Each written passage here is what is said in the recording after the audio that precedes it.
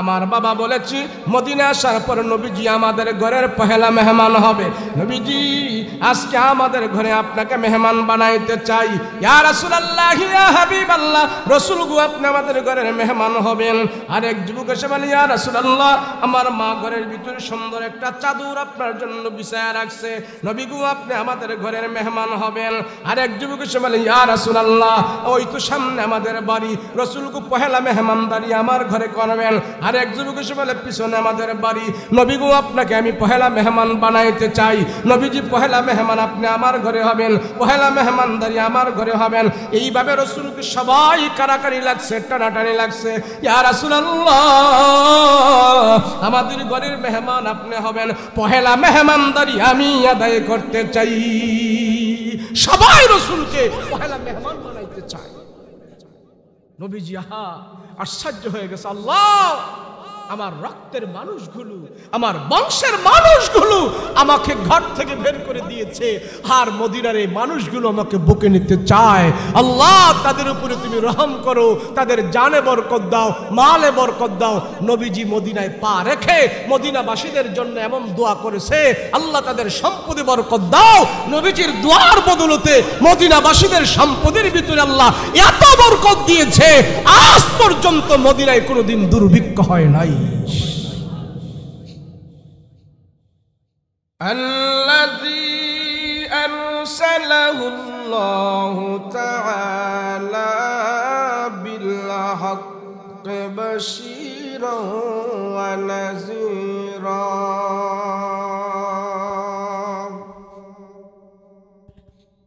وداعيا إلى الله بإذنه وسراجا منيرا.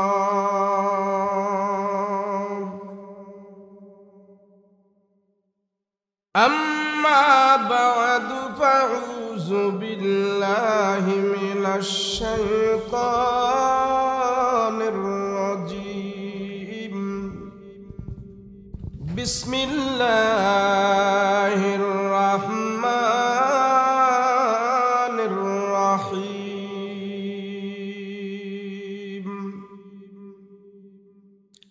يا أيها الذين آمنوا ادخلوا في السلم كافة ولا تتبعوا خطوات الشيطان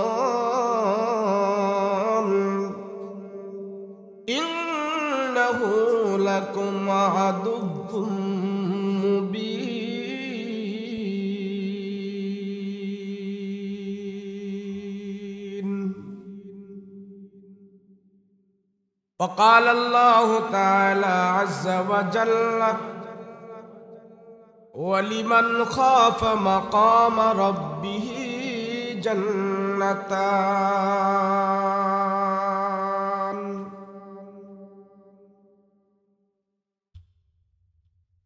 قال النبي صلى الله عليه وسلم: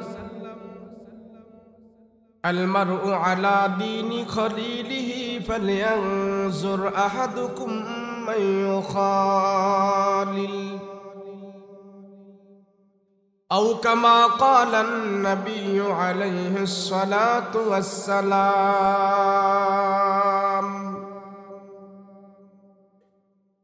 وقال تعالى في شان حبيبه ومحبوبه: وما أرسلناك إلا رحمة للعالمين.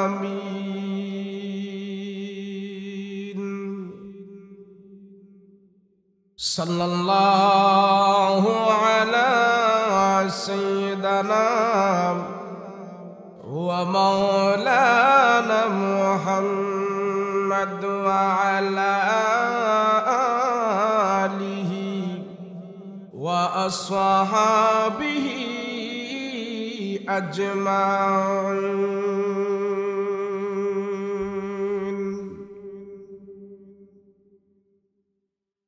الله दिल दे जो तेरे इश्क के घर हो।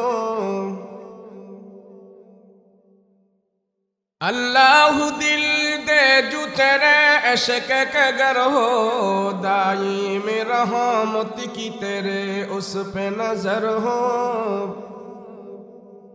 दाईम रहमत की तेरे उस पे नजर हो।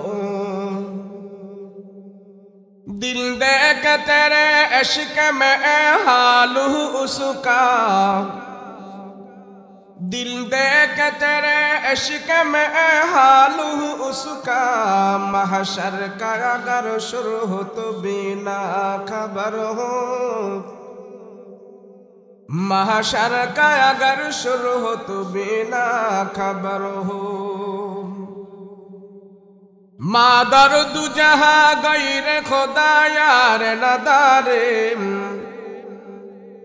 मादर दु जहां गैर खुदा यार नदारे, जुजियाद खुदा ही चद गुरकार नदारे, जुजियात खुदा ही चद गुरकार नदार। मायूस नहीं अहले ज़मी अपने खता से, तो कदीर बदल जाती ही मुझ तर की दुआ से, तो कदीर बदल जाती ही मुझ तर की दुआ से। ला इलाहा ला इलाहा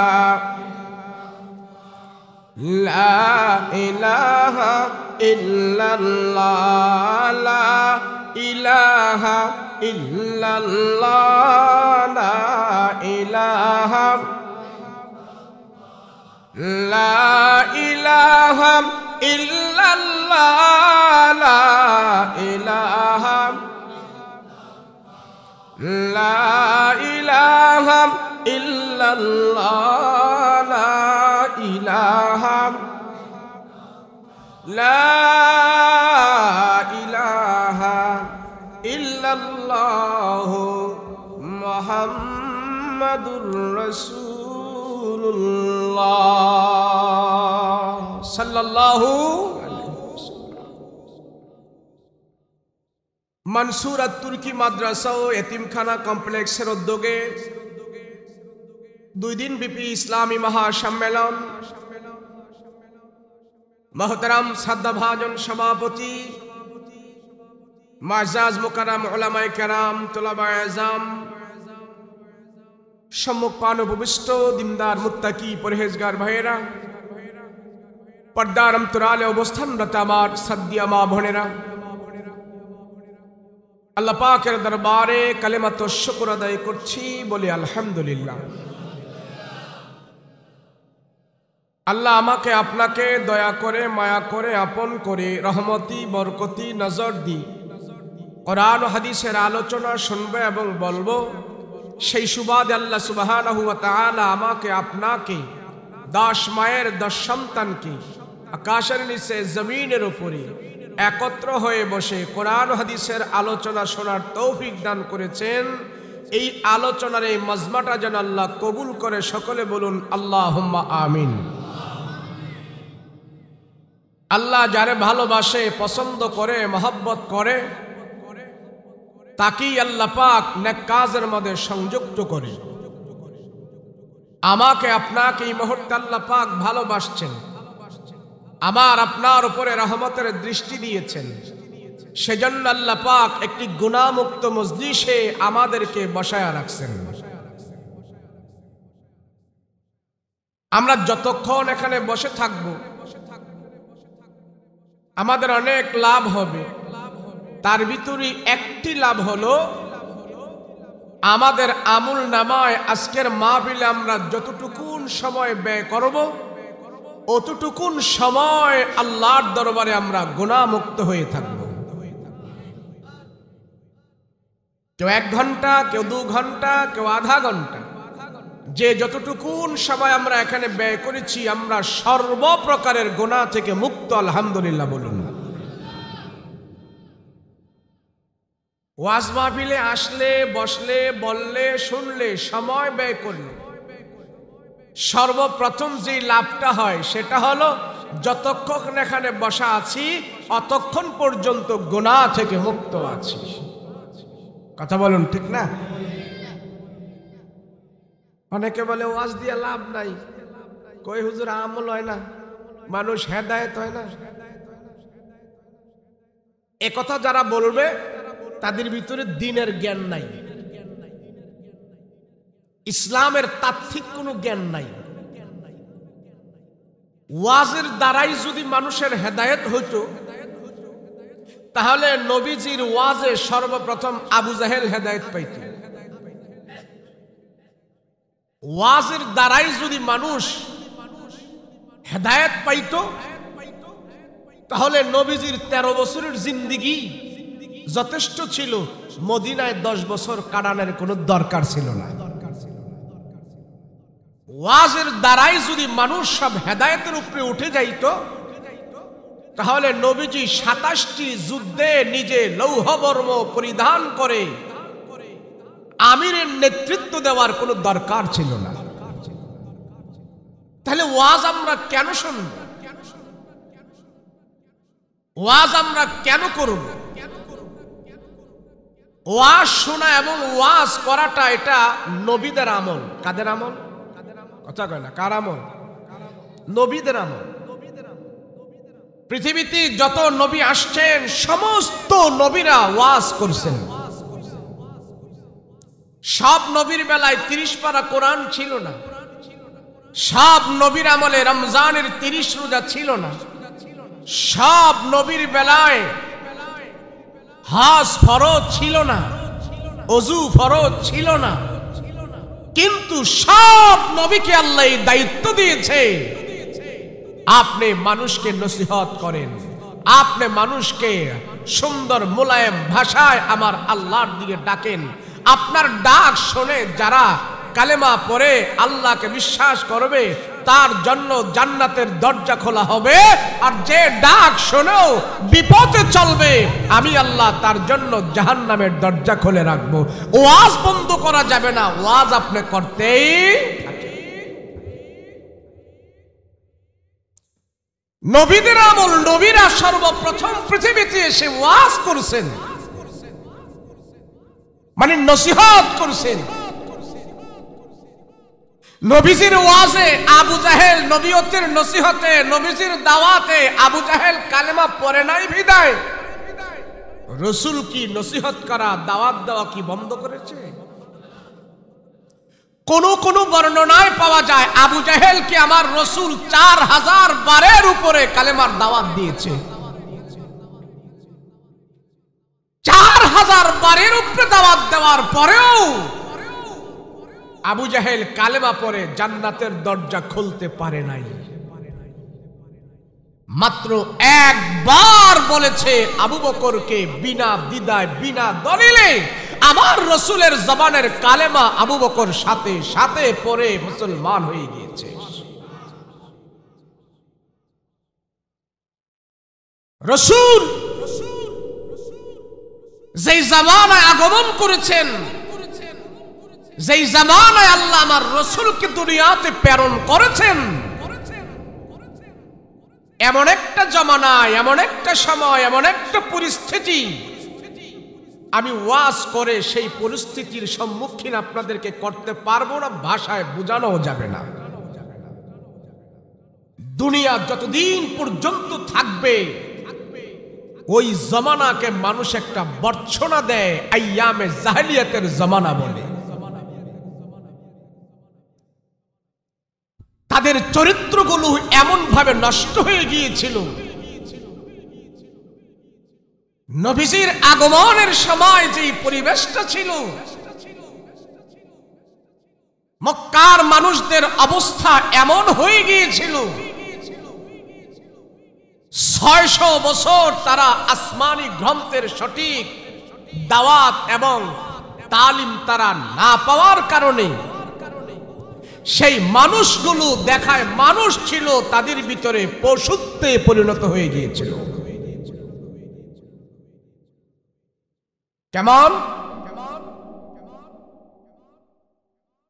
এই দাঁড়াইছো কেন? আপনাদের এলোমেলো পরিবেশ নিয়ে ওয়াজ করা যাইব না। এই দিকটা কথা কইলে ওয়াজ করুন যাইব না। এই যে আপনারা এখানে বসছেন, মনে করছেন যে হুজুররা কইব আর আমরা শুনবো, তা না। যারা এখানে বসছেন আজকে মুনাজাত দিব, দোয়া করব, এমন হতে পারে এই মাহফিলই আমার জন্য নাজাতের উসিলা হয়ে যাবে। ওই এই গেটে ওখানে একটা লোক থাকতে পারবে না। একজন হুজুর ওখানে যান, আপনাদের ডিসিপ্লিন ভালো না, ওখানে যান। ওখানে দাঁড়ায় যে কেউ পাবলিক কোনো কথা না কইতে পারে, এত লোকের দরকার নাই। আমি আবার আরেক ধরনের বক্তা, লোক 5 জন হইলেই চলে, 1 ঘন্টা 2 ঘন্টা ওয়াজ করতে পারবো, আমার অসুবিধা হয় না। একজনকে বসায়ও আমি ওয়াজ করতে পারি, আমার অসুবিধা নাই। হাজার হাজার লোক হইলে বাহবা আসবে। অনেকে বলতেছিল যে হুজুর সব লোক যাইতে গেছে, তো যাক না, কই যাইব? বাড়ির যাইব, নাই শাসটলে যাইব, নাই গিবত শেখায়তের আড্ডায় যাইব। আমাদের এই কাজ থেকে কি ভালো জায়গায় যেতে পারবে? কথা বলেন, ভালো জায়গায় যেতে পারবে? এই এলাকার ভিতরে আমরা এখন সর্বশ্রেষ্ঠ আমলের ভিতরে আছি। যে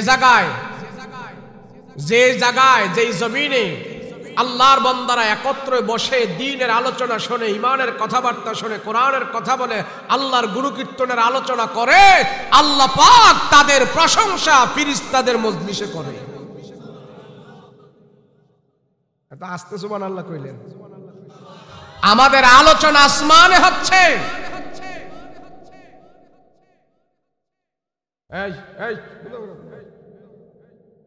আমাদের আলোচনা আসমানে হচ্ছে। তো লম্বা চূড়া আমি সময় দিব না, সংক্ষেপে আমি কথা বলবো। রাজি আছেন? হাত উঠান। নারায়ে তাকবীর, লিল্লাহে তাকবীর, নারায়ে তাকবীর। আপনার গুমটুম গেছে নি? ফিলিস্তিনে যাইতে পারতেন না, এটা তাকবীর দিয়ে বুঝাইয়া দেন ইসরায়েলে যে আমরা তো বিপক্ষে আছি। কথা কোন ঠিক না? যেই জামানায় যেই সময় আমার রাসূল দুনিয়াতে আসছে, ওই জামানার মানুষদের চরিত্রগুলো এত নিকৃষ্ট ছিল, কোরআনের জ্ঞান না পাইলে, হুজুরদের ওয়াজ না পাইলে, আসমানি গ্রন্থের তেলাওয়াত না পাইলে, শরীয়তের মাসআলা মাসাইল না জানলে একটা মানুষ সমাজে চলাফেরা করবে, দেখতে তারে মানুষ আল্লাহর ভাষায় চেয়ে 2 পা 4 পাওয়ালা জানোয়ারের মতো। এই পরিবেশটা জাহেলিয়াতের যুগের মানুষের কাছে ছিল। এদের কাছে কোনো ওয়াজ ছিল না, মসজিদ ছিল না, মাদ্রাসা ছিল না, কোরআন ছিল না, আলেম ছিল না। আল্লাহ যে আছে, আল্লাহর যে ক্ষমতা কত, পাওয়ার কত, ওই জাহেলিয়াতের যুগের মানুষদেরকে বুঝানোর কোনো আলেম ছিল না। তো না থাকার ফলে কি হয়েছে জানেন? হেরা এত মাথা তাদের নষ্ট হয়েছে, এত তাদের বুদ্ধির লোপ পাইছে, খানায় কাবায় উলঙ্গ হইয়া তুয়াফ করাটাকে এরা সোয়াব মনে করছে। জোরে কন্যা। আমাদের এই সমাজের কোন মানুষ যদি মসজিদে যায় উলঙ্গ হইয়া যায়, জাগা দিব কেউ? কথা কয় না, জাগা দিব? ওরে পাগল বলবো না? কিন্তু জাহেলিয়াতের যুগের মানুষরা এমন একটা অবস্থা হয়েছে, এরা খানায় কাবায় উলঙ্গ হইয়া নারী পুরুষ গিয়া তুয়াফ করছে, এটা সোয়াবের নিয়তে। জিজ্ঞেস করছে, তোমরা জামা কাপড় রাইখা সব রাইখা উলঙ্গ হইয়া খানায় কাবায় ঢুইকা তোমরা ইবাদত করতেছো, কারণ কি?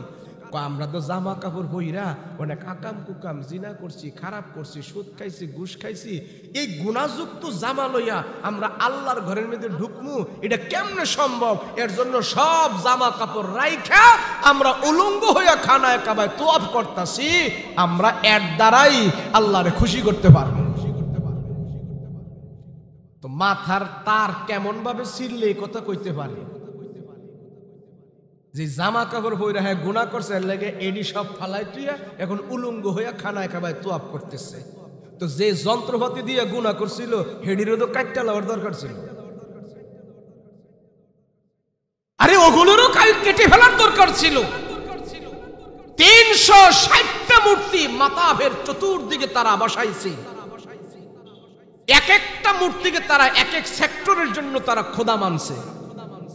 বৃষ্টির জন্য এক খোদা, ফসলের জন্য আরেক খোদা, শিক্ষার জন্য এক খোদা, ভাগ্যের জন্য এক খোদা, ক্ষমতার জন্য আরেক খোদা।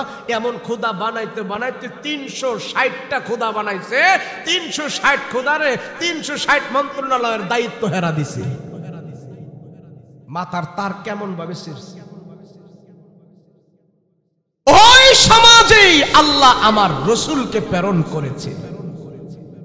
নবীজিরে প্রেরণ কইরা, নবীজিরে তো আল্লাহ 10 বছর বয়সে নবুয়ত দিয়ে দিলে পারত, 20 বছরে তো দিয়ে দিলে পারত, 15 বছরে নবীজি বালক হয়েছে ওই সময় তো দিয়ে দিলে পারত।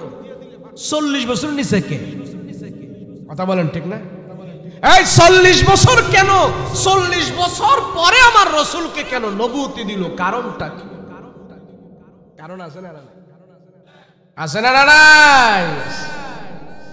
এই 40 বছর মক্কার আবু জাহেল, উকবা, শাইবা, লাহাব, তাহাব যা আছে এই পাগল ছাগলের সমাজের ভিতরে আমার রসুলকে আল্লাহ পাক চালাইয়া হায়াত দিয়া নবীজিরে ব্যবসা বাণিজ্য করাইছে, উঠা বসা করাইছে, এবং কি নবীজিরে বিচার আচার মেল দরবার সব কাজের আমার রসুলকে অংশগ্রহণ করাইছে। আর মক্কার সব কাফেরেরা বলছে মুহাম্মদের মতন সৎ চরিত্রবান আদর্শবান মানুষ আমার আপনার সমাজ আর একজন নাই। মুহাম্মদ আল আমিন, মুহাম্মদ সত্যবাদী। সুবহানাল্লাহ। সবার মাঝে আমার রসুলকে এইভাবে পুতু পবিত্র বানাইয়া বয়স যখন 41 হয়েছে, এবার কয় রসুল গো আপনি তাদেরকে বলেন লাত মানাত হবল তবল এই মূর্তির পূজা সব ছাড়তে, এখন আপনি দাওয়াত দেন এক আল্লাহকে মানতে। তো নবীজি আল্লাহর পক্ষ থেকে যে কোরআনের আয়াতগুলো পাইতেন, জিব্রাইল আমিন আয়েশা রসুলের কাছে যে আয়াতগুলো দিত, এই আয়াতগুলো নবীজি তেলাওয়াত করতেন। তো এই আয়াত এত সুন্দর করে রসুলের জবানে তেলাওয়াত যখন করত, তো মক্কার কাফের মুশরিকদের ভিতর থেকে কিছু কিছু মানুষ নবীজির কোরআনের তেলাওয়াত শুইনা এরা নিজেদের পক্ষ থেকে নিজেরা উদ্বুদ্ধ হয়ে রসুলের ডাইনে বামে 1-2 জন করে মুসলমান হইতে শুরু করছে। তো আবু জাহেলের কানে খবর গেছে, এ নেতা, এই যে মোহাম্মদের কোরআন তেলাওয়াত শুইনা শুইনা যে এই যে মানুষ এই 2-1 জন করে যে মোহাম্মদের দল বাড়তাছে, এইভাবে যদি মোহাম্মদের দল বড় হয় তাহলে কিছুদিন পরে তোমাদের নেতাগিরি চলবনি, আমাদের লাত উজ্জা মানাত এগুলির কথা কেউ বলবনি, সব ডাল্লায় যাইব, গোল্লায় যাইব, মোহাম্মদের দল বড় হইব, মোহাম্মদই সমাজের নেতৃত্ব দিব, তোমাদের দাম থাকবো না। আবু জাহেল কয় ঠিকই তো। তাৎক্ষণিকভাবে আবু জাহেল দারুন নদওয়ায়, মক্কা একটা জায়গা আছে দারুন নদওয়া, এখানে কাফেররা সব সময় মেল বৈঠক মিটিং করে। তো আবু জাহেল বাইফোর্স মিটিং ডাকছে, সবাই নিয়ে মশওয়ারায় বসছে। মোহাম্মদের কোরআন তেলাওয়াত যে মক্কার বহিরাগত মানুষরা মক্কায় প্রবেশ করে মোহাম্মদের যে কোরআন তেলাওয়াত শোনে আর শুনে শুনে যে মোহাম্মদের হাত রেখে মুসলমান হয়, এই ব্যাপারে তোমরা কি করবা, কি সিদ্ধান্ত? এ লাহাব, এ উকবা, এ শাইবা, আরে মোহাম্মদ যে কোরআন তেলাওয়াত যে করে এই তেলাওয়াত যেন জনগণ না শুনতে পারে, এই ব্যাপারে তাদের অভিমত কি? তো এই জন্য আমরা এটা করবো, আমরা হেডা করবো, আমরা কাউরে যাইতে দিব না, মোহাম্মদরে আমরা মাইরালামু, এই করবো হে করবো। আবু জাহেল কয় রাখ, তোদের পরামর্শ শুনছি, আমার একটা পরামর্শ আছে। কয় কি? যদি আমরা বহিরাগত মানুষদেরকে যদি আমরা বলতে পারি মোহাম্মদ পাগল, তো পাগলের কথা কে শুনবো, কে গুরুত্ব দিব? পাগল কইয়া যদি আমরা সবার কাছে সালাই দিতে পারি, তো মোহাম্মদ যত দামি কোরআন তেলাওয়াত করুক, যত তাদের দিল কাইরা নেক, পাগলের তেলাওয়াতে আর কেউ তো মনোযোগ দিত না, আর মোহাম্মদকে পাগল ভাইবা কেউ মুসলমানও হইব না। এখন সবাইকে ইয়েস স্যার, গুড ডিসিশন, মানে পারফেক্ট। আমরা তাই করতে পারি। আবু জাহেল কয় আগামীকালকে সকাল বেলায় মক্কার অলিতে গলিতে চৌরাস্তায় তেপতায় আমরা দাঁড়ায়া থাকবো, নেতা কর্মী সবাই আমরা দাঁড়িয়ে থাকবো, আর বহিরাগত যত মানুষ আসবে সবাইকে আমরা বুঝাবো, যাইও না, মুহাম্মদের কাছে যাইও না। ঠিক এই যে গলিতে মোড়ে সবখানে দাঁড়ায় রয়েছে জনগণ আমার রসুলকে দেখার জন্য আসতেছে। মোহাম্মদ শেষ নবী, শ্রেষ্ঠ নবী, এরপর আর কোনো নবী নাই, তারে তো এক নজর দেখতে হয়। আমার রসুলকে দেখার জন্য নারী পুরুষ ছোট বড় জুয়ান বুড়া করা সব আসতেছে মোহাম্মদকে দেখার জন্য খানায় কাবায়। নেতারা বাধা হয়ে দাঁড়াইছে, কই যাও? তোমাদের সন্তান মোহাম্মদ নবী হয়েছে, তারে আমরা দেখতে যাই। কই যাইও না, যাইও না, যাইও না, যাইও না, আমরা জানি হ্যাঁ একটা পাগল, এই পাগলের কাছে যায় সময় নষ্ট করে না, যাও বাড়িতে যাও। আবু জাহেলকে আমার রসুল পাগল, আসলে পাগল কথা কর না, কে পাগল? এই আমনে করে নিয়ে এই শিবপুর আর একটা আছে মনোহর, মনোহর দি নাকি জানি, মনোহর দি ভৈরব টৈরব এদিকে আমার ওয়াজ করতে খুব সমস্যা হয়। শিবপুর একবার জয়নগর আছেন, একটা জয়নগর একটা স্কুল, এনে আমি 2 বছর একাধারে আইছিলাম। অনেক লোক বইয়া বয়ান শুনে, সবাই জিমদের টিপ মেরে বয়ান শুনতেছে। তা আমি কইলাম একটু কথা বলার পর আমি বলেন সুবহানাল্লাহ, কেউ কয় না। তো পাশে সভাপতি সাহেব ছিল, আমি বললাম কি ব্যাপার, আপনাদের এলাকার লোকে যে বৈশা রয়েছে এটি কি মুর্দা না জিন্দা, আমি তো কইতে পারি না। আমি সুবহানাল্লাহ বলার জন্য বলতেছি, কেউ দি কয় না, আওয়াজ কও। সভাপতি সাহেব কয় হুজুর আমাদের এই এলাকার মধ্যে লাল মাটির পাহাড় আছে কিছু, আমাদের দেশের মাটি শক্ত মাটি, লাল মাটি, এই শক্ত মাটি দাম করে বানাইছে, আমরা একটু শক্ত হই, বলতে আমাকে একটু সমস্যা হয়, লাল মাটি দেবে বানাইছে। আপনাকে কি হে অবস্থা নাকি? একটু লাড়াচাড়া দিয়েন, নাইলে তো মনে করবো যে কবর জিয়ারত করতেছি মুদ্দার লইয়া, লাড়াচাড়া দিবেন তো?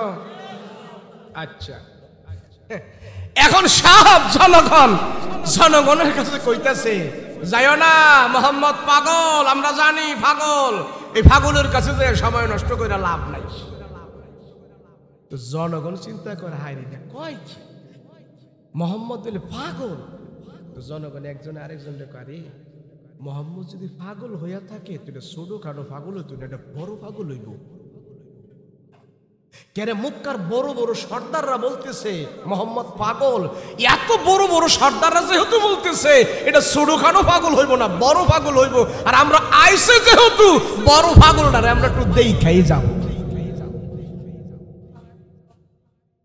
এখন সবাই কইতাছে নেতারা, ও সর্দারেরা, আমরা অনেক দূরতে আইছি, মোহাম্মদের এতদিন আপনারা কইছেন নম্র ভদ্র আখলাক চরিত্র খুব ভালো, এখন আমরা অনেক দূরতে তার প্রশংসা শুনে আইছি, আর এখন কইতেছেন পাগল। যাক পাগল হোক, আমরা পাগলটারে দেখবো, আমাদেরকে বাধা দিয়েন না। এখন নেতারা যখন জোর করে ধরছে, পাবলিক কত কথাই শুনবো না, দে খানায় কাবার ভিতরে ঢুক সবাই। এই নেতা করে ফালাই দিয়া এদের সবাই ঢুকছে, ঢুকে আবার আমার রসুলকে খুঁজতেছে। মোহাম্মদের কইল পাগল কো, দেখি পাগলটারে খুঁজে বার করে দেখি না পাগলটা কেমন। সব জনগণ দূর দূরান্ত থেকে মক্কার বহিরাগত মানুষ এখানে আগন্তুকরা এসে খানায় কাবার ভিতরে ঢুকলো, ঢুকে আবার দেখতেছে আমার রসুল আল্লাহর কালাম তেলাওয়াত করতেছে খানায় কাবার সামনে, কাবাগরের সামনে নবীজি কোরআন তেলাওয়াত করতেছে। আর নবীজির এই চেহারার আলোকে আমার বাবা বলেছি মদিনা আসার পর নবীজি আমাদের ঘরের পহেলা মেহমান হবে। নবীজি আজকে আমাদের ঘরে আপনাকে মেহমান বানাইতে চাই। ইয়া রাসূলুল্লাহ, ইয়া হাবিবাল্লাহ, রাসূল গো আপনি আমাদের ঘরের মেহমান হবেন। আর এক যুবক এসে বলে ইয়া রাসূলুল্লাহ, আমার মা ঘরের ভিতরে সুন্দর একটা চাদর আপনার জন্য বিছায়া রাখছে। নবী নবী গো আপনি আমাদের ঘরের মেহমান হবেন। আর এক যুবক এসে বলে ইয়া রাসূলুল্লাহ ওই তো সামনে আমাদের বাড়ি, রাসূল গো পহেলা মেহমানদারি আমার ঘরে করবেন। আর এক যুবক এসে বলে পিছনে আমাদের বাড়ি, নবী গো আপনাকে আমি পহেলা মেহমান বানাইতে চাই। নবীজি পহেলা মেহমান আপনি আমার ঘরে হবেন, পহেলা মেহমানদারি আমার ঘরে হবেন। এইভাবে রাসূলকে সবাই কারাকারি লাগছে, টানাটানি লাগছে। ইয়া রাসূলুল্লাহ আমাদের ঘরের মেহমান আপনি হবেন, পহেলা মেহমানদারি আমি আদায় করতে চাই। সবাই রাসূলকে পহেলা মেহমান বানাইতে চায়। নবীজি আহা আশ্চর্য হয়ে গেছে, আল্লাহ আমার রক্তের মানুষগুলো, আমার বংশের মানুষগুলো আমাকে ঘর থেকে বের করে দিয়েছে, আর মদিনার এই মানুষগুলো আমাকে বুকে নিতে চায়।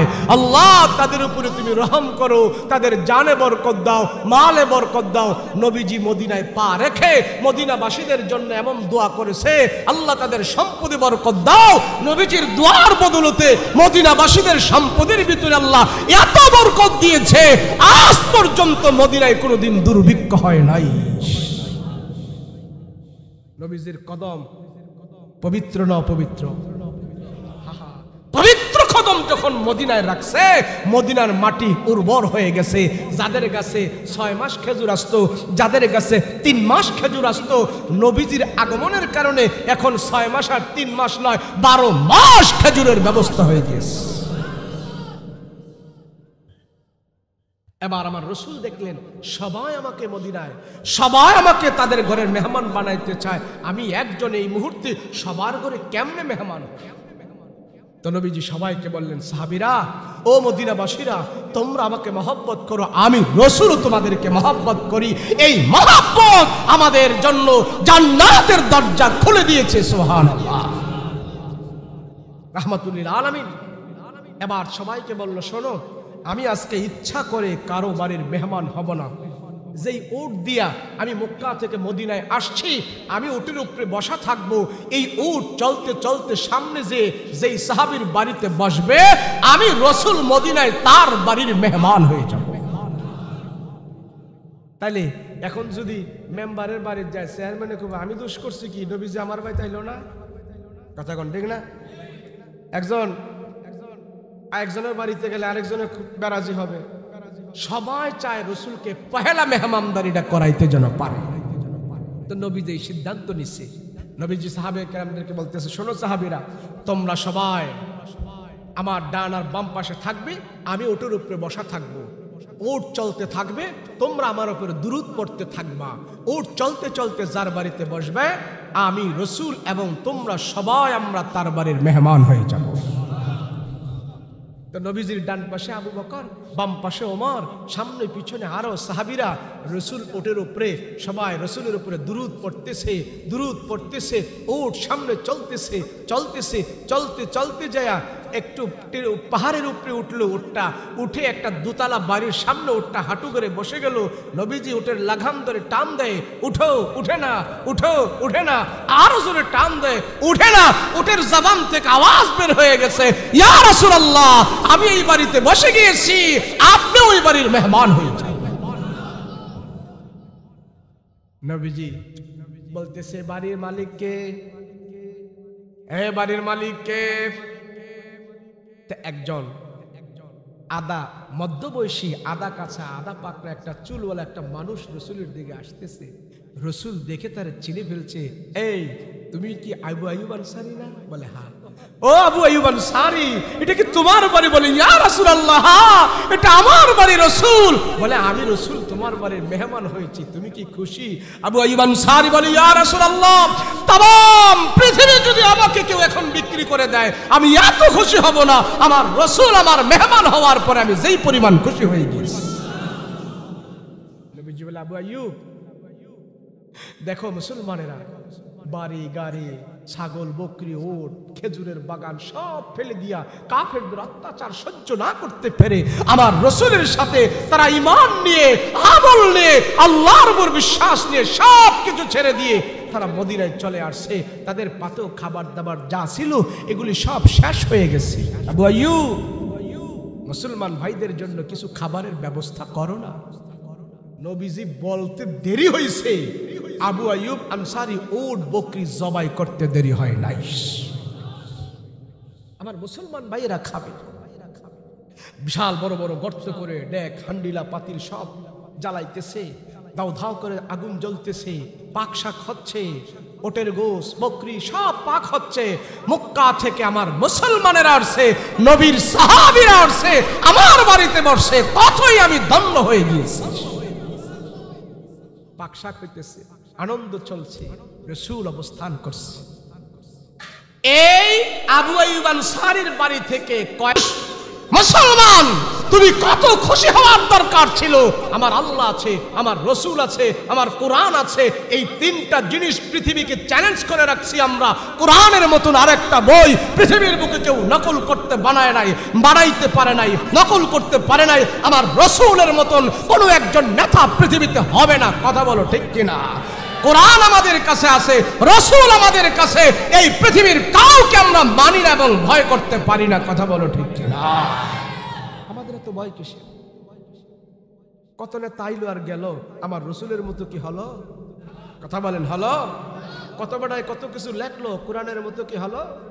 কথা বলেন হলো? কোরআনের একটা জের জবর নাক্তা হরফ নকল করার কোনো বাবার ক্ষমতা হয় নাই, আর হবেও না। কথা বলো ঠিক কিনা? এই বাংলাদেশ একটা শিশু রাষ্ট্র, তাম পৃথিবীর বুকে ছোট্ট একটি দেশ।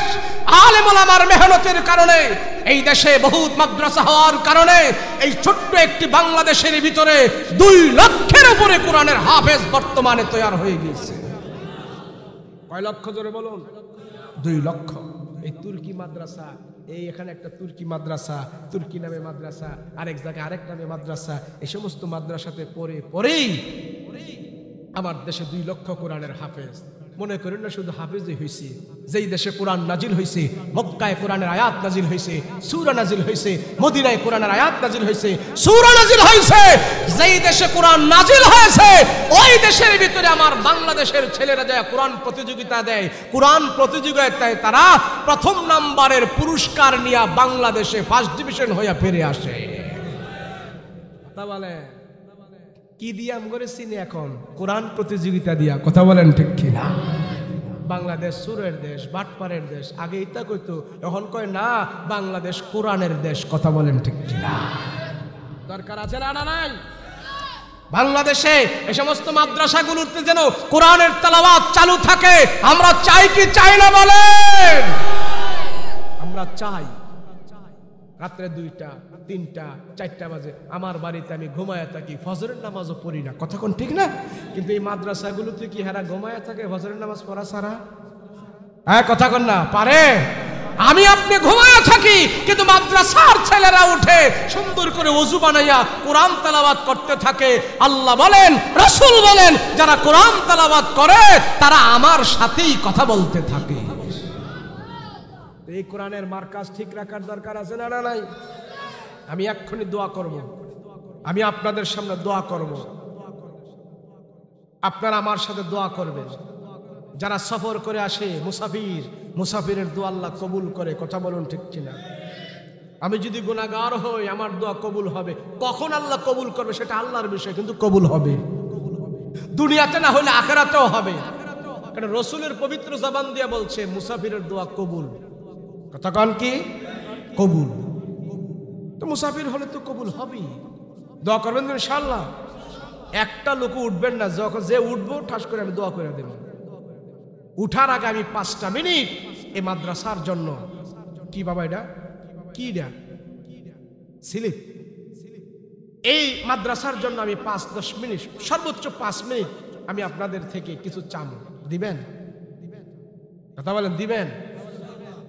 বলেন নিজে কোরআন পড়তে পারেন না, যদি কোরআনের এখানে পড়ার তেলাওয়াত চালু রাখেন, আপনার 5 টাকা 10 টাকার বিনিময়ে যদি আপনি সম্পৃক্ত থাকেন, আপনি কিছুদিন পরে কবরে যাবেন, আমি কিছুদিন পরে কবরে চলে যাব। আমি যদি কোরআনের মারকাজের সাথে সম্পৃক্ত থাকি আর এখান থেকে যদি কোরআনের তেলাওয়াতের আওয়াজ বাজে, আলহামদুলিল্লাহ এই নতি দিবেন এই কোরআনের তেলাওয়াতের আওয়াজ যেন আল্লাহ আমার আপনার কবরে পৌঁছায় দেয়। কথা বলেন ঠিক না? এই হিসাবে আমরা এই মাদ্রাসার সাথে সম্পৃক্ত থাকবো। রাজি আছি ইনশাআল্লাহ? আল্লাহ আমাদের কবুল করেন, বলেন আমিন। আমি শুনতে চাই, আমি জানি না আপনারা কত কি দান করেন, ওটা শোনারও আমার দরকার নাই।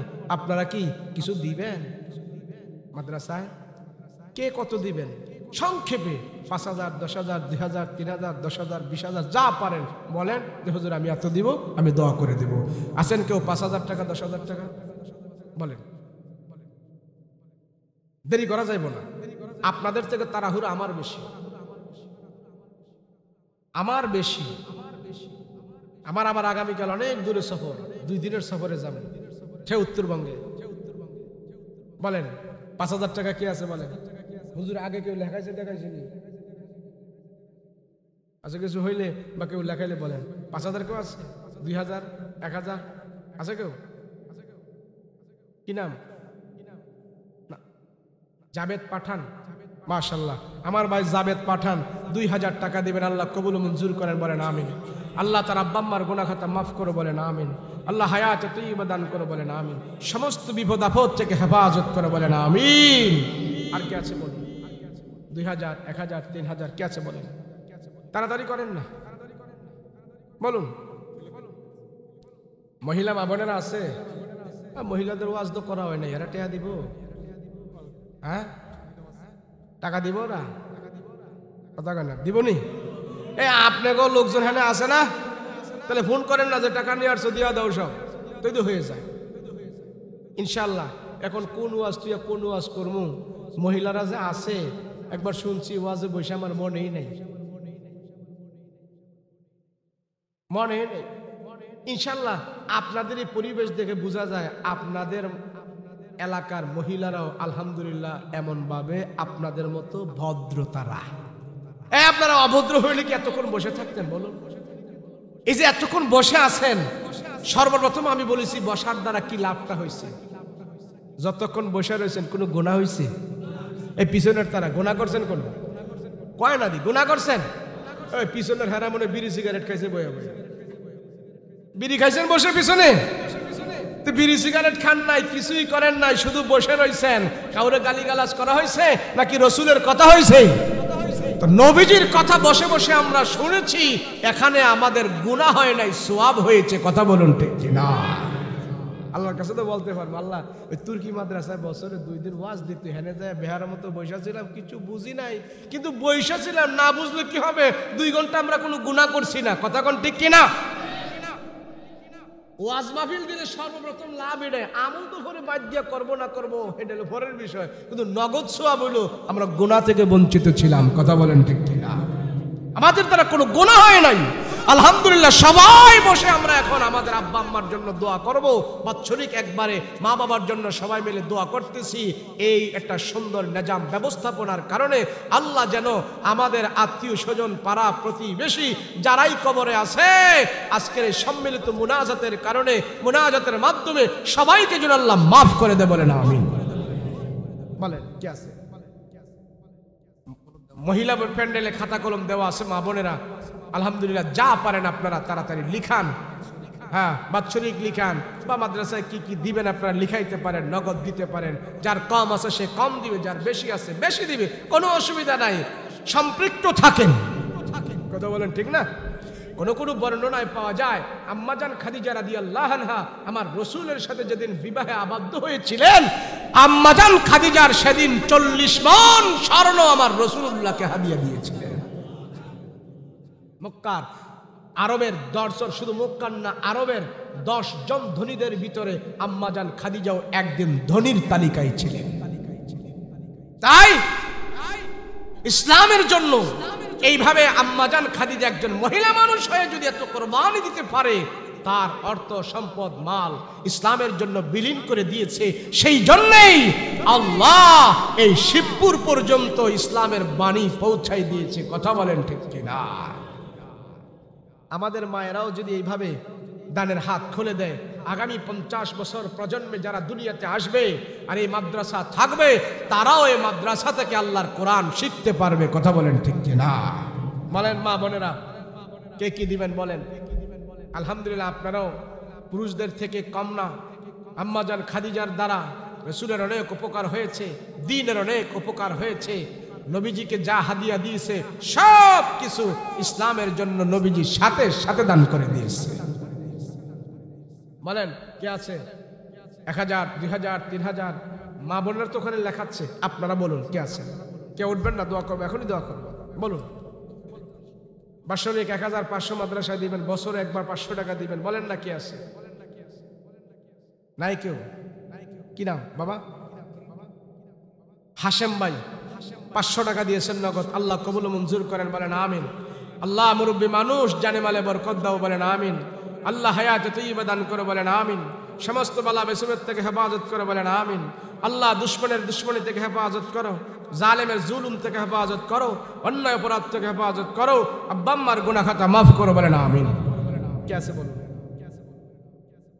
আচ্ছা কেউ নাই? 500, 1000, 2000? আরে এমনও লোক আছে প্রতিদিন 1 প্যাকেট গুল্লিপ খায়, 1 প্যাকেট বেনসন খায়, আছে না? নাই? কি নাম? হাজী চানমিয়া সাহেব, ওনার ছেলে 1000 টাকা দান করেছেন। সকলে বলুন আল্লাহুম্মা আমিন। আল্লাহ ছেলে বাবার জন্য দোয়া চেয়েছে, সন্তান এবং পিতাকে কবুল করো, বাবাকে আল্লাহ তুমি সুস্থ করো, ইমানে আমলে বরকত দাও, সমস্ত বালা মুসিবত থেকে হেফাজত করো, বলুন আমিন। বাবা কি নাম? ভাই মোহাম্মদ সাদেক ভাই 1000 টাকা কোরআনের জন্য দান করছে। আল্লাহ যে কোরআনের জন্য করলো দান, দুনিয়া আখিরাতে বাড়াই দিও সম্মান। সকলে বলুন আল্লাহুম্মা আমিন। আর কে আছে বলেন? বলুন 500, 1000, 2000, 3000 বলেন না? তাই কেউ? এমনও লোক এখানে খুঁজে পাওয়া যাইব 1 প্যাকেট বেনসন নাকি কিতাতে কয় 1 প্যাকেট বেনসন খায়, এমনও লোক এখানে আছে। 1 প্যাকেট বেনসনের দাম কত? কত? 310 টাকা পাওয়া গেছে, খানেওয়ালা পাওয়া গেছে। মমিন সিং আমি কইছি 1 প্যাকেট বেনসন সিগারেট খায় এমন লোক এখানে আছে। কে আছে কোন? এক মুরব্বীটা কয় আমনে কইলেন হুজুর, আমারে কয় আমনে কইলাম, আমরা কেউ খাই না এডি। আমি কইলে আরে আমি কই আরে চাচা, হ্যাঁ জাহাঙ্গীর ভাই 500 টাকা দিয়ে আল্লাহ কবুল মঞ্জুর করে, বলেন আমিন। আল্লাহ জানে মালে বরকত দাও, বলেন আমিন। আল্লাহ হায়াতে তয়্যিবা দান করো, বলেন আমিন। শুনুন, আপনার চা খাওয়ার টাকা, বিড়ি সিগারেট খাওয়ার টাকা, এগুলো যদি যোগায় যোগায় আপনি কষ্ট মেহনত করে মুজাহিদা করে কোরআনের সাথে সম্পৃক্ত থাকেন, আলহামদুলিল্লাহ হতে পারে আপনার এই মুজাহিদাটার কারণে আল্লাহ আপনাকে মাফ করে দিতে পারে। আরে আল্লাহ তো উসিলা বিচারে, বাহানা বিচারে। আমি এমন কিছু বাহানার সূত্র দুনিয়া থেকে তৈরি করে যাব, কোরআনের সাথে আমার সম্পৃক্ত থাকবে। আমি পড়তে পারি না, আমি যদি কোরআনের তেলাওয়াতের মারকাজ ঠিক রাখি, দিল দিয়ে যদি আল্লাহকে বলি আল্লাহ আমি পড়তে পারি না, তোমার এত কোরআন, তোমার এত দামি কোরআন আমি পড়তে পারি না, কিন্তু কোরআনের তেলাওয়াত এখানে হচ্ছে, এই মাদ্রাসায় যেন কোরআনের তেলাওয়াত হয়, আমার রক্তমাখা ঘাম পরিশ্রম থেকে আমি অল্প কিছু টাকা আমি দিয়ে দিচ্ছি কোরআনের তেলাওয়াত এখানে বাজার জন্য। এভাবে যদি আমি 5 টাকাও দিই, 10 টাকাও দিই, এই টাকা আমার জন্য একদিন নাজাতের হাদিয়া হয়ে যাবে। কথা বলুন ঠিক কিনা? সম্পৃক্ত থাকতে হবে। বলেন কে আছেন? তাড়াতাড়ি করেন, দোয়া করে দেব, এত সময় দেওয়া যাবে না। বলুন কে আছে? বলেন না। 500, 1000, 2000 কি এই টাকা দিয়ে কি মাদ্রাসা চলবো? আমাদের কুমিল্লা অঞ্চলে হলে তো এখন কয়েক লাখ টাকা উঠে যেত। হ্যাঁ, তা আপনাদের এলাকা কেমন কে? আপনাদের দেশে তো ফলের দিনে আসলে কি ফল যেন বেছেন আপনারা? লটকন। হ্যাঁ, আপনাদের দেশে আসেনি লটকন? লটকন আছে, কলা আছে, আছে না নাই? তাইলে আমাদের কুমিল্লা অঞ্চলে কোনো ফসল নাই, কিছু নাই। এরপরে এই মাহফিলে এখন যদি আমরা ওখানে কালেকশন করতাম, আমাদের দেশে প্রত্যেক এলাকার প্রত্যেক মাহফিলেই মিনিমাম 5-6 লক্ষ টাকা উঠে যেত। এখন আপনাদের এত থাকার পরও দেন না, কারণ কি? মাদ্রাসার সাথে সম্পৃক্ত থাকলে, মাদ্রাসায় জায়গা জমি দিলে, আমাকে সারা বাংলাদেশের ভিতরে এমন একজন লোকও খুঁজে দেখাইতে পারবেন না মাদ্রাসায় জায়গা জমি দিয়ে টাকা পয়সা দিয়ে এখন সে ফকির হয়ে রাস্তায় ঘুরে, এমন একজন মানুষও দেখাইতে পারবেন না। অথচ এমন আমি বহুত প্রমাণ দেখাইতে পারবো, মাদ্রাসায় জায়গা জমি দিয়ে সে অভাব তো নাই, আলহামদুলিল্লাহ তার সব ছেলেরা এখন টাকা পয়সা কামায়, এখন আগের চেয়ে মাদ্রাসা আরো বেশি করে দেয়। সারা দেশ ঘুরি তো প্রমাণ আছে। আইসা বলে হুজুর নিঃস্ব হয়ে গেছিলাম, মসজিদে ইতিকাফ করে করে রমজান মাসে কান্নাকাটি করেছি, কোন রমজানে হুজুরকে যা পারছি তা দিয়া খাওয়াইছি, কোন রমজান বাদ দেই নাই। এইভাবে অনেক কষ্ট করে করে আমার মসজিদের হুজুরকে খাওয়াইছি আর ইতিকাফ করেছি, আমি কান্না করেছি। আলহামদুলিল্লাহ এখন আল্লাহ যা দিয়েছে, 20 বছরে যে লস দিয়েছি তার চাইতে আরো ডাবল গুণে আল্লাহ আমাদেরকে বেশি দান করছে। একিন থাকতে হইব তো, দিলটারে বড় রাখতে হইব। ফাতুরা দিল বানাইলে হইতো না। লাল মাইটটা লাল মাটি দিয়ে আম করে বানাইছে এটা মনে করলে চলতো না। দিল নরম করতে হবে, আখিরাতের জ্ঞান থাকতে হবে, জাহান্নামের ভয় থাকতে হবে, জান্নাতের আশা রাখতে হবে, দিল বড় করতে হবে। সম্পদ আমার নয়, সম্পদের মালিক আমি না। আমার 2 হাত, যে রিক্সা চালায় তারও 2 হাত, আমার 2 চোখ, যে দিন মজুর তারও 2 চোখ। সে অথচ সে আমার থেকে ভালো পড়াশোনা জানে, ব কলম, কিন্তু আমি পড়াশোনা জানি না। তার যা আছে আমার তো তাই আছে। আল্লাহ যে আমার এত কিছু দিয়েছে, বুঝতে হবে আল্লাহ আমাকে পছন্দ করেছে মাল দিয়ে, আল্লাহ আমাকে পরীক্ষা করতেছে মাল দিয়ে। দেওয়ার পর আমি কার আদেশ মতো খরচ করি, কথা কোন ঠিক কিনা? দুলালপুরের আবু হানিফ ভাই 1000 টাকা আল্লাহ কবুল মঞ্জুর করেন বলেন আমিন। কেউ মনে করে মাল পাইছি, টাকা পাইছি, এগুলো আমার, এখন আর কোনো চিন্তা নাই। এমন আছে না নাই? আরে পাকিস্তান আমলে হেলিকপ্টার দিয়া বিয়ে করছে, সে বেড়া এখন রাস্তায় ঘুরা ঘুরা ভিক্ষা করে। খোলনা পাকিস্তান আমলে হেলিকপ্টার দিয়ে যে বিয়ে করতে পারে, তা সে কেমন টাকার মালিক হতে পারে? এত টাকার মালিক ছিল, পাকিস্তান আমলে সে হেলিকপ্টার দিয়ে বিয়ে করেছে, এখন তার কিচ্ছু নাই, রাস্তায় ঘুরে ঘুরে ভিক্ষা করে খায়। সম্পদ দেয় কে? নেয় কে? পাওয়ার পরে মনে করে আমার থেকে কেউ নিতে পারবে না। কত বেড়ায় জমিদারি রাইখা গেছে, ফুলাফান এখন গাঞ্জা খায়া সব বেচ চালাইছে। না না না, হ্যাঁ, ফুলাফান গাঞ্জা খায়া বেচার আগে কোরআনের জন্য দিবেন, মাদ্রাসায় দিবেন। আছে কেবার? এত কথা কয়ে লাভ নাই, বলেন আছে দিবেন কেউ? মাশাআল্লাহ, আলহামদুলিল্লাহ। আপনারা বহুত দিছেন, আগে দিছেন, পরে দিছেন, গতকাল দিছেন, দিনের বেলা দিছেন, মাহফিলের পরেও দিবেন। রাজি আছেন? রাজি আছেন ইনশাআল্লাহ? আল্লাহ আমাদের সবাইকে কবুল করেন, বলেন আমিন।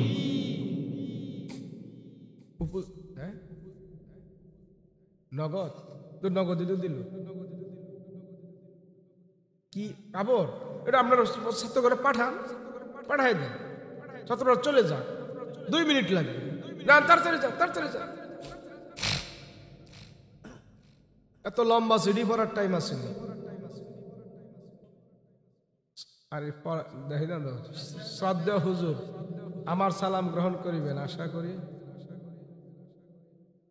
অসুস্থ, প্রায় 10টি বৎসর, সে হাঁটতে পারে না। আর নাতির জন্য দোয়া চেয়েছেন এক ভাই। হ্যাঁ, নাতিন তার জন্য খাস করে দোয়া করবেন ভাই। ভুইয়া, কি ভুইয়া এটার নাম? তাইজুদ্দিন ভুইয়া, ওনার নাতির জন্য দোয়া চেয়েছেন। আমরা সবাই দোয়া করব, আল্লাহ যেন সুস্থ করে দেয়, মনের নেক মাকসাদ পুরা করে দেয়। সকলে বলুন আল্লাহুম্মা আমিন।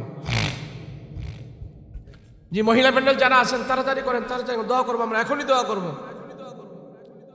লা ইলাহা ইল্লাল্লাহ, লা ইলাহা, লা ইলাহা ইল্লাল্লাহ, লা ইলাহা ইল্লাল্লাহ, লা ইলাহা, লা ইলাহা ইল্লাল্লাহ, লা ইলাহা ইল্লাল্লাহ, লা ইলাহা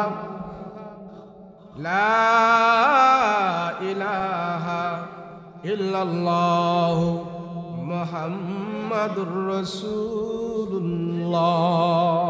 সাল্লাল্লাহু।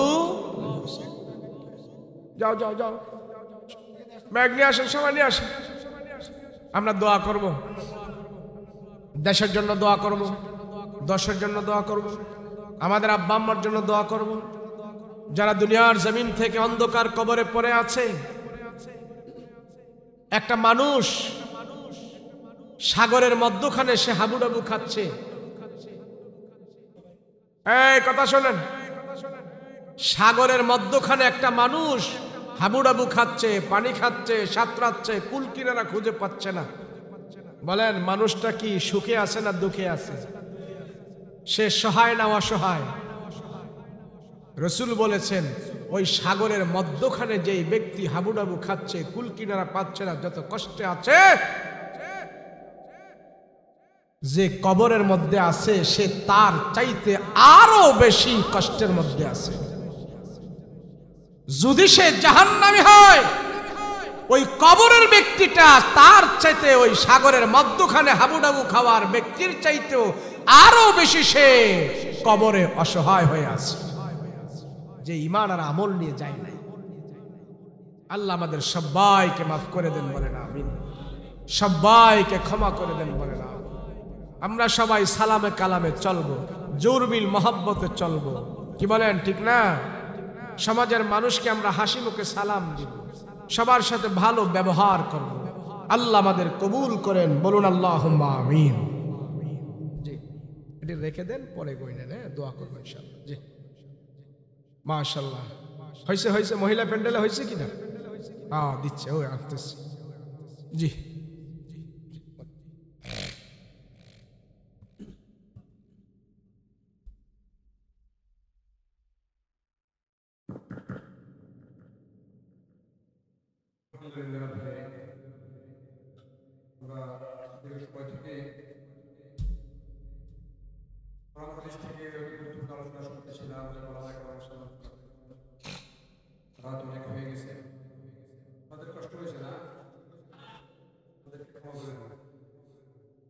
কালেকশনটা বড় উদ্দেশ্য নয়, হলো এলাকায় একটা বড় গায়ে যে একটা প্রতিষ্ঠান হলো, কি আপনারা কিনা আকোশ কি বলেন, কি বলেন?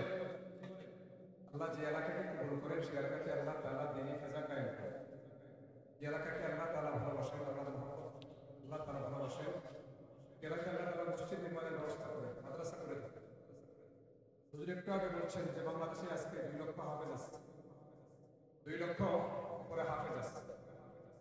আর পৃথিবীর মানচিত্রে বাংলাদেশের মূল্য, বাংলাদেশের সম্মান বাড়াইছে হাফেজ কোরআনরা না খেলোয়াড়রা বাড়াইছে? বিশ্বকাপে ফেল, ফেল না পাস, বিশ্বকাপে ফেল, ক্রিকেটে ফেল, ফুটবলে ফেল, অলরাউন্ডাররা ফেল, সব জায়গায় ফেল, কিন্তু হাফেজ কোরআনরা পাস। কথা বুঝেন নাই? পৃথিবীর অগণিত মুসলিম দেশে বাংলাদেশের ছেলেরা ফার্স্ট, সেকেন্ড, থার্ড ইয়ার পুরস্কার নিয়ে আসতেছে, কিন্তু আমাদের দেশের অলরাউন্ডাররা সব জায়গায় ফেল। বাংলাদেশের স্টেডিয়ামে পাঠালে চলবে না। আল্লাহ শুকর আদায় করি, এটা কোরআনের মুআজিজা। হাফেজে কোরআনদেরকে আল্লাহ তাআলা এভাবে উঠিয়ে দেন, আল্লাহ তাআলা উঠিয়ে দেন। তা আপনার আমার একটা ছেলে যদি হাফেজে কোরআন হয়, কি বলে, এতে খুশি না বেজার? এতে আপনার লাভ না ক্ষতি? উলবিসা ওয়ালিদাহু তাজান, রাসূল বলেন যে যে হাফেজে কোরআন হবে, আমল করবে, আল্লাহ তাআলা তার পিতা মাতাকে কিয়ামতের দিন নূরের টুপি পরিধান করাবেন, মারেও দিব বাপেরও দিব। তো আপনি আর আমি কি একজন হাফেজ কোরআনের বাবা হতে চাই? কি বলেন? না। যখন একটা ছেলে চাই মাদ্রাসার জন্য, দিবেন না, ছেলে মেয়ে মাদ্রাসায় দিয়ে দিন ছেড়ে দিয়ে, তাহলে অন্তত আপনার বৃদ্ধাশ্রমে বাড়াবে না, কিলেয়া দিবেন তো না, বাতে মারতো না। মাদ্রাসার ছাত্র, মাদ্রাসা করছে, আলেম ওলামা, একজন দেখেন যে একজন আলেমের সন্তান, একজন আলেমের পিতা বৃদ্ধাশ্রমে আছে, বলতে পারবেন?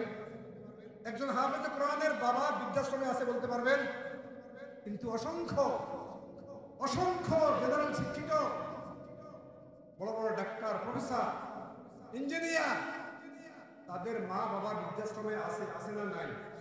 আছে না নাই? এখন কি মরার আগে বৃদ্ধাশ্রমে যেতে চান, না ছেলের খেদমত নিয়ে কবরে যেতে চান? কি বলেন? আর যদি বৃদ্ধাশ্রমে যেতে চান তাহলে সেভাবে করেন।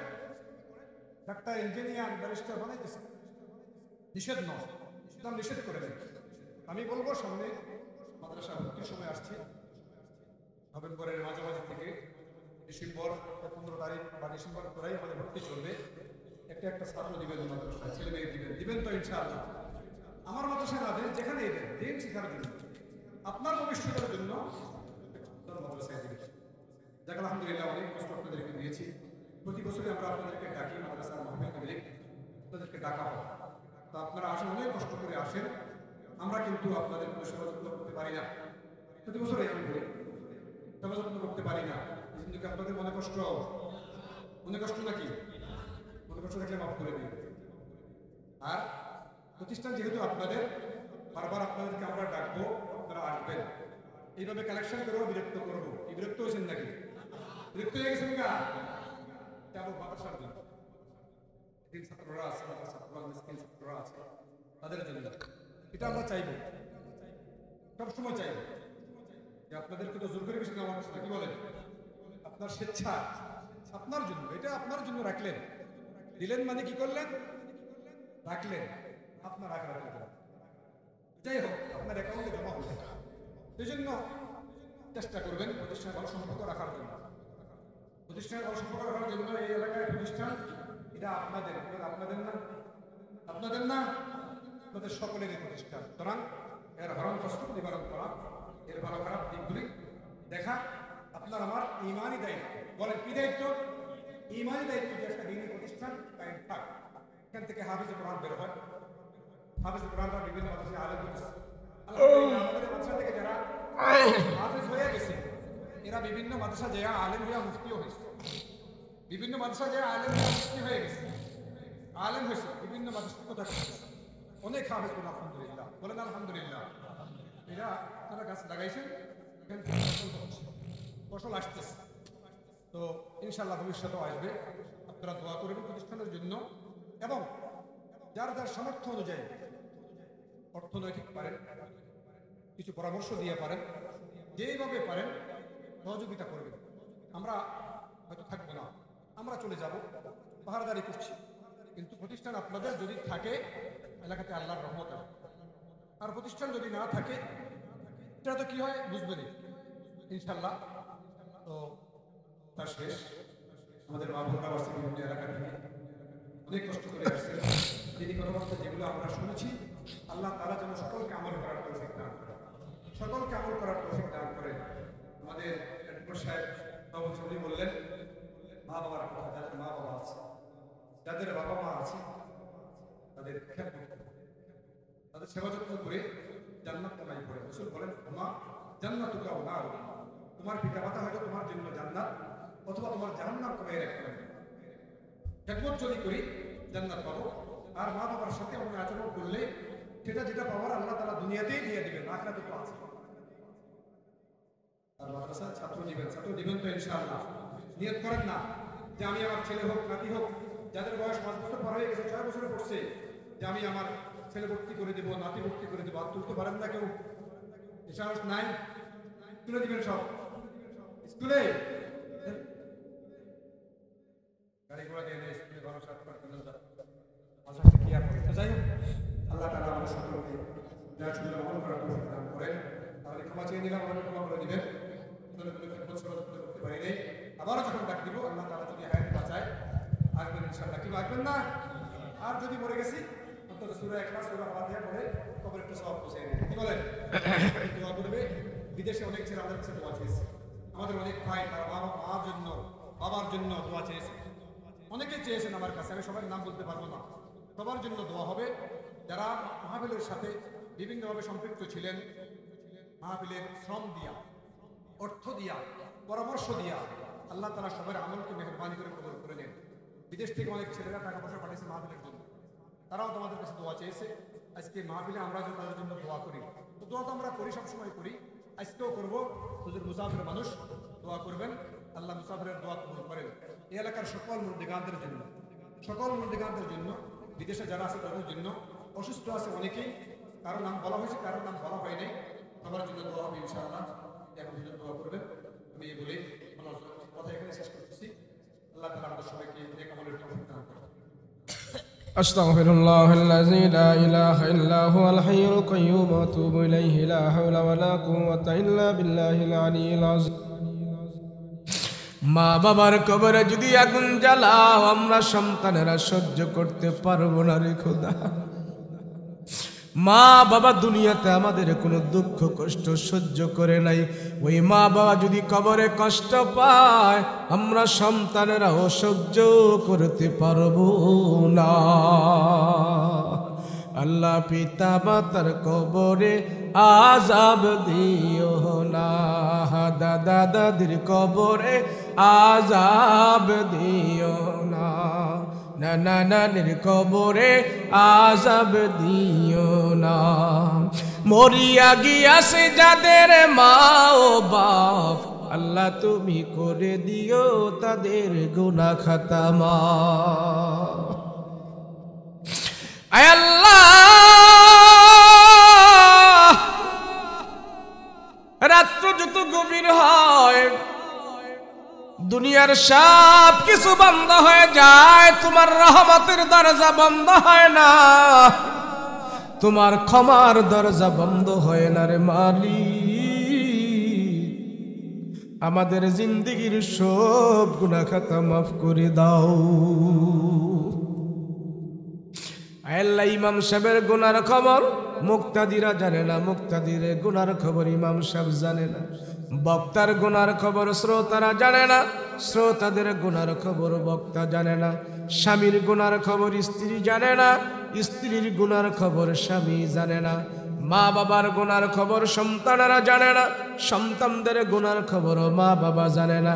মা বাবা যদি সন্তানের গুনার খবর জানতো, ঘর থেকে সন্তানকে বের করে দিত। সন্তান যদি মা বাবার গুনার খবর জানতো, মা বাবারে মা বাবা বলে কোনোদিন ডাক দিত না। আল্লাহ, দুনিয়ার কেউ জানুক আর না জানুক, তুমি জানো। এত জানার পরে তোমার বান্দার গুনাহগুলো তুমি গোপন রাখছো রে মালিক। তোমার বান্দার গুনাহগুলো প্রকাশ করে লজ্জা দাও না। হাসরের ময়দানে কোটি কোটি মানুষ সেখানে থাকবে রে আল্লাহ, তুমিও আমাদের গুনাহগুলো প্রকাশ করিয়া সেখানে লজ্জা দিও না। আল্লাহ, কবর আমাদের জন্য ভয়ঙ্কর ঘর, সাপ বিচ্ছুর ঘর রে আল্লাহ। ওই কবরের মধ্যে আমরা সবাই যাব, কবরটা তুমি আমাদের জন্য জান্নাতের বাগান বানাইয়া দিও। আল্লাহ, শুনেছি কবরের মাটি নাকি চাপ দিবে, এক পাশের হাড়গুলো আরেক পাশে ঢুকে যাইবে। আল্লাহ, বেঈমান বানায়া তুমি আমাদেরকে কবরে নিও না, মুনাফিক বানায়া তুমি আমাদেরকে কবরে নিও না। আয় আল্লাহ, মরণ আমাদের একদিন হবে, তুমি আমাদেরকে ঈমানি মরণ দিও, জান্নাতে মরণ দিও, কোরআন তেলাওয়াত অবস্থায় মরণ দিও, নামাজের রুকু অবস্থায় মরণ দিও, সাজদা অবস্থায় মরণ দিও। আল্লাহ, নাপাকে মরণ দিও না, জাহান্নামে মরণ দিও না, বেঈমানে মরণ দিও না, শহীদি মরণ আমাদেরকে দান করিও। আল্লাহ, আমাদের আব্বা আম্মাকে তুমি মাফ করে দিও। মালিক রে, অত্র এলাকার ভিতরে কত মানুষ কবরের মধ্যে ঘুমাইতেছে, তারা যদি আজকে জীবিত থাকতো মাহফিলে আসতো। এমনও বান্দা এখানে আছে কবরের ভিতরে শুয়ে আছে, গত বছর মাহফিলে ছিল, এইবার তারা কবরে চলে গেল। তাদের সন্তানেরা আত্মীয় স্বজনেরা এখানে হাত উঠাইছে, আল্লাহ তাদেরকে তুমি মাফ করে দাও। আজকের মাহফিলের হাদিয়া অত্র এলাকার মুর্দাদের কবরে নাজাতের বাণী হিসাবে পৌঁছায়া দাও। আয় আল্লাহ, এই মাদ্রাসার কোরআন তেলাওয়াত এই এলাকার কবরবাসীদের জন্য নাজাতের উসিলা বানিয়ে দাও। আল্লাহ, ইসরায়েলি হায়নাদেরকে আল্লাহ তুমি ধ্বংস করে দাও। ফিলিস্তিনের মজলুম মুসলমানদেরকে আল্লাহ হিম্মত সাহস বাড়ায়া দাও। আমলে বরকত দান করে দাও, ইমানে বরকত দান করে দাও। ফিলিস্তিনের জমিন আল্লাহ তোমার গাইবী মদদের সাহায্য তুমি দান করে দাও।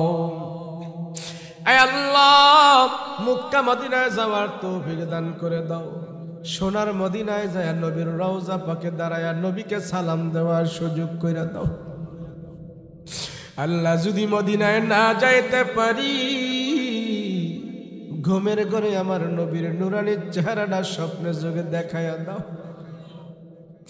নবীজির চেহারাটা স্বপ্নে যোগে দেখাইয়া জাহান্নামের আগুন হারাম করে দাও। আল্লাহ, আমাদেরকে রাস্তাঘাটের দুর্যোগ অ্যাক্সিডেন্ট থেকে হেফাজত করো। গাড়ির চাক্কার নিচে ফেলাইয়া গো আল্লাহ মাহিরুনা, অ্যাক্সিডেন্ট দুর্যোগ বিমারি থেকে হেফাজত করো। কঠিন রোগ সুখ বিমারি থেকে আমাদেরকে শেফা দান করো। আল্লাহ, যতগুলো আবদার করলাম তুমি আবদারগুলো কবুল করে নাও। আয় আল্লাহ, আমার মা বোনেরা পর্দার আড়ালে আমাদের সাথে হাত উঠাইছে, আল্লাহ আমার মা বোনদেরকে তুমি কবুল করে নাও। আবেদা জাহেদা বানায় দাও, লজ্জাবতী তাদেরকে বানায়া দাও। কোরআন তেলাওয়াত করার সুযোগ দাও, স্বামীর খেদমত করার তৌফিক দান করে দাও। আখিরাতের প্রতি তাদের মনোনিবেশ করায় দাও। আয় আল্লাহ, পরকালকে ভয় করে করে যেন আমার মা বোনেরা চলতে পারে সেই তৌফিক দান করে দাও। পর্দার সহিত যেন তারা ঈমান নিয়ে চলতে পারে সেই তৌফিক দান করে দাও। ওয়া সাল্লাল্লাহু তাআলা আলাইহি ওয়া আলা আলিহি ওয়া সাহবিহি আজমাইন। সুবহান রাব্বিকা রাব্বিল ইজ্জাতি আম্মা ইয়াসিফুন ওয়া সালামুন আলাল মুরসালিন ওয়ালহামদুলিল্লাহি রাব্বিল আলামিন। বাহাক্কা লা ইলাহা ইল্লাল্লাহু মুহাম্মাদুর রাসূল।